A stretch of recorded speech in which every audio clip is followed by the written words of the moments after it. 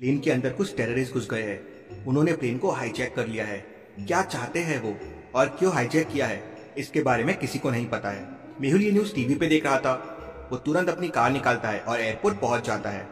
Airport में मेहुल को पता चलता है कि 2 बजे वाली फ्लाइट जो दिल्ली से मुंबई जा रही थी उसे किसी ने गन पॉइंट पे हाईजैक कर लिया है।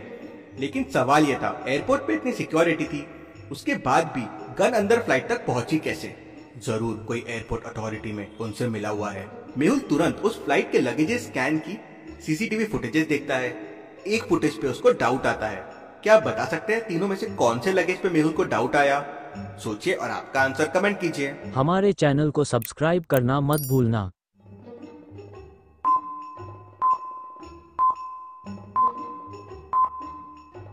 ये लगेज बैग कोई लेडी का दिख रहा है। सारा सामान लेडी का है, लेकिन इसमें एक शू रखा हुआ है और वो भी मेन शू, और वो भी एक। जरूर इसी में गन छुपाई होगी। और स्कैन में किसी ने रिपोर्ट नहीं किया, मतलब कोई एक सिक्योरिटी वाला भी मिला हुआ है। मेहुल एयरपोर्ट की रैंडम फुटेजेस देखता है तो उनमें से एक फोटो में मेहुल को समझ जाता है कि हाईजैकर कौन है। कैसे? मेहुल को ये कैसे समझता है, क्या आप सोच सकते हैं?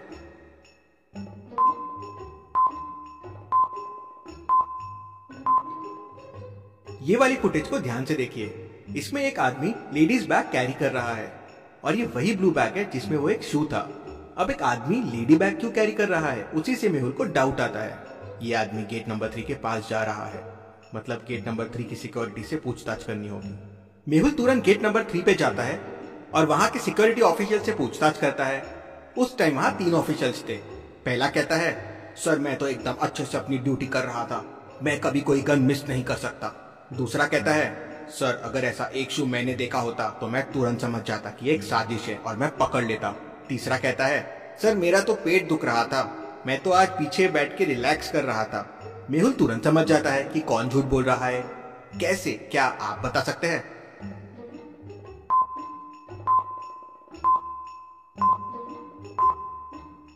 तुम्हें कैसे पता चला कि बैग में एक शू था? मतलब तुमने वो देखा था और रिपोर्ट नहीं किया, तुमने ही उस आदमी को गन लेके जाने दिया। मेहुल उसे पकड़ लेता है तो वो बताता है कि उसे नहीं पता था कि प्लेन हाईजैक होने वाला है, उसने पैसों के लिए ये किया। तभी एक पुलिस आके मेहुल को एक लेटर देता है और कहता है ये लेटर उस आदमी के पॉकेट से गिरा था। इसमें कुछ कोडेड लेटर में लिखा हुआ है, लेकिन समझ नहीं आ रहा है। मेहुल लेटर्स को ध्यान से देखने की कोशिश करता है। लॉजिकल आर्मी, क्या आप इन लेटर्स को डिकोड कर सकते हैं? इसमें क्या लिखा हुआ है?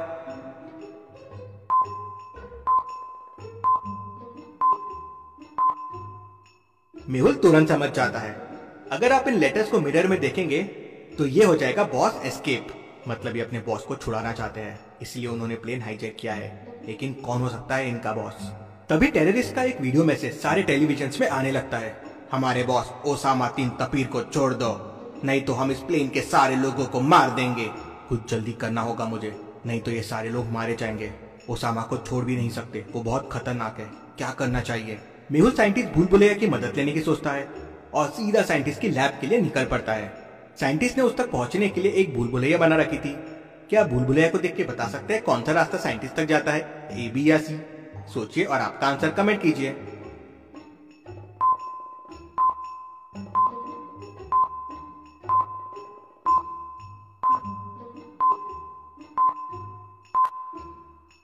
रास्ता ए साइंटिस्ट तक जाता है कुछ इस तरह से। मेहुल रास्ता ए लेता है और साइंटिस्ट तक पहुंच जाता है।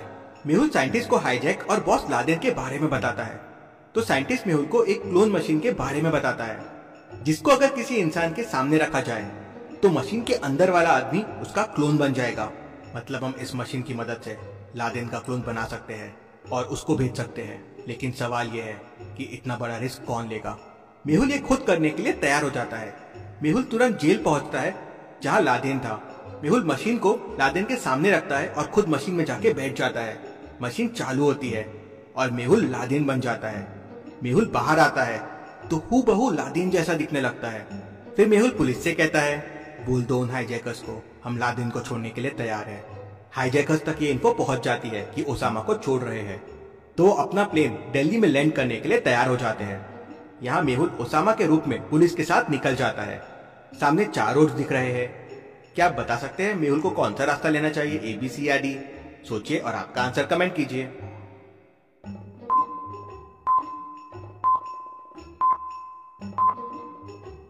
ए में बहुत ट्रैफिक है, बी में बड़े बड़े ट्रक्स है, इनको ओवरटेक करना मुश्किल हो जाएगा।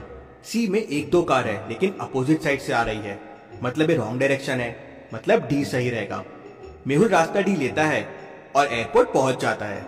वहां हाईजैकर्स भी अपना प्लेन दिल्ली एयरपोर्ट पे लैंड कर देते हैं। उन्होंने एक प्राइवेट प्लेन की भी डिमांड की थी जिसकी मदद से वो ओसामा को लेके भाग सके। वो प्राइवेट प्लेन भी उनके लिए एयरपोर्ट पे रेडी कर देते हैं। मेहुल एयरपोर्ट पहुंचता है। पुलिस मेहुल को हथकड़ियां पहना देती है। सारे न्यूज चैनल पे न्यूज आने लगती है, ओसामा को छोड़ रहे हैं। पुलिस मेहुल को प्लेन के पास लेके जाती है और उसकी हथकड़ी खोल देती है। हाईजैकर्स को लगता है ये ओसामा ही है। मेहुल प्लेन के पास जाता है और एक हाईजैकर आवाज लगाता है, हमारा सीक्रेट कोड क्या है। मेहुल सोच में पड़ जाता है। तभी मेहुल को याद आता है उसे पेपर पे एक सीक्रेट कोड मिला था। लॉजिकल आर्मी, जल्दी से सोचिए वो कोड क्या था।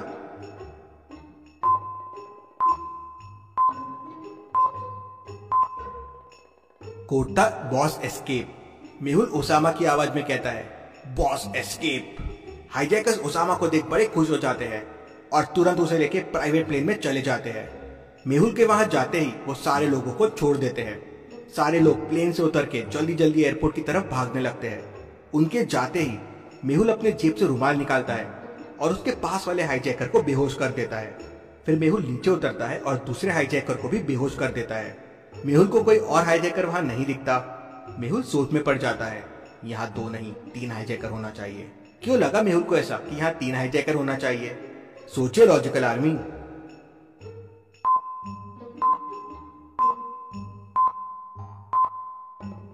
याद कीजिए, वो एयरपोर्ट से गन लेके जो फ्लाइट में गया था वो यहाँ नहीं दिख रहा है। ये दोनों हाईजैकर दूसरे हैं। वो जरूर लोगों के साथ बाहर निकल गया होगा।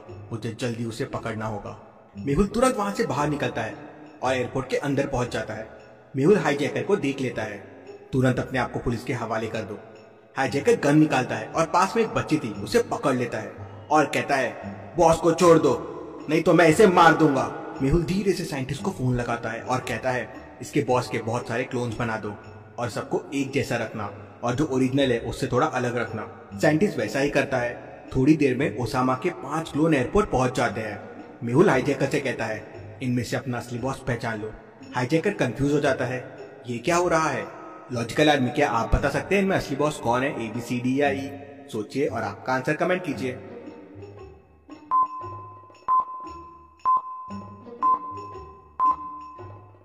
बॉस डी वाला है। बाकियों के हाथ में देखिए वॉच है लेकिन डी के हाथ में नहीं है, जैसे कि मेहुल ने कहा था साइंटिस्ट को कुछ अलग रखने के लिए। हाईजैकर के कंफ्यूजन का फायदा उठा के मेहुल जंप लगाता है और सीधा हाईजैकर के गन को किक करता है।